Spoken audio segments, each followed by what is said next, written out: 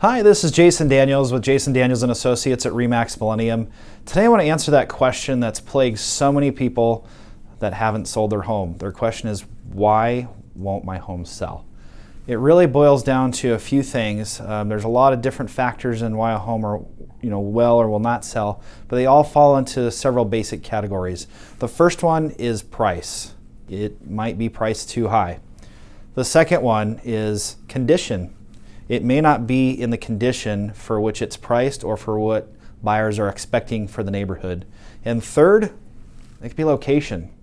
But if you take into factor of condition and location, those things can be overcome if it's priced properly. So a lot of time it just boils down to price.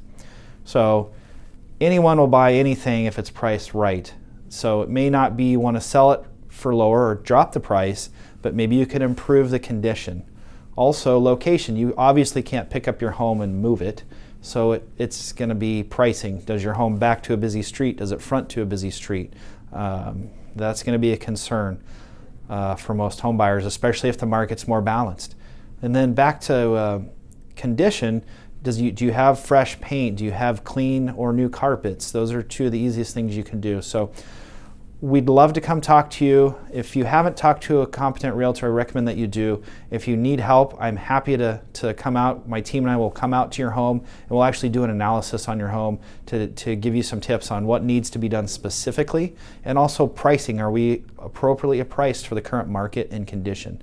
So please click the link below if you'd like to get a ballpark estimate of what your home's worth, and then reach out to us and let us know if you'd like us to come out to your home, and we will give you a specific diagnosis for your situation. Thanks for watching, and we'll see you next time.